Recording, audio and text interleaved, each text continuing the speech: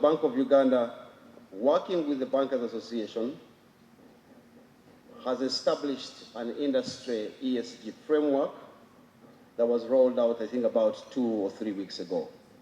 A battered global environment or climate, concerns over increased focus of companies on profit as opposed to employee and community well-being, and raising concern over governance issues within the corporate industry is a critical motivation today under what has been termed as the ESG agenda.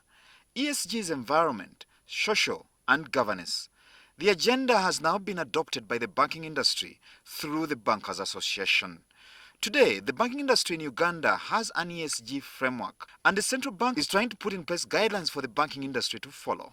Specifically talking about the banking industry, the regulator and other stakeholders, however, raise some critical questions to be looked into by the banking industry. One is the test of the banking industry's commitment to protect the environment amid its concerns over the industry's continued financing of environmentally detrimental projects, such as manufacturing units situated in wetlands.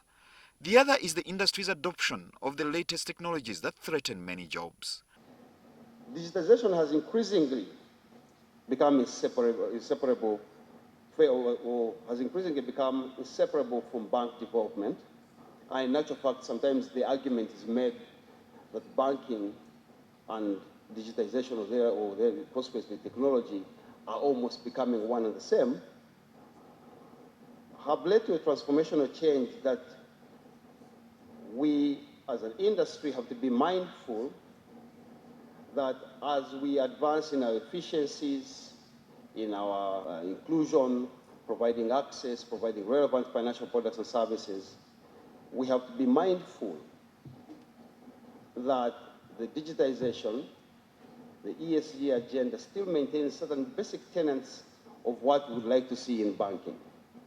That meaning that it should be socially equitable, environmentally responsible, and ethical. To the regulator, the other element is about cyber hygiene or responsibility to ensure that critical governance tenets are kept close as the industry digitizes. Singling out the climate element, government maintains that on its part, it is keen on supporting and attracting financing to environmentally responsive initiatives. Is the government commitment to climate change, adaptation, and mitigation. We have put in place a number of frameworks that would enable us to adapt to climate change, but also to mitigate.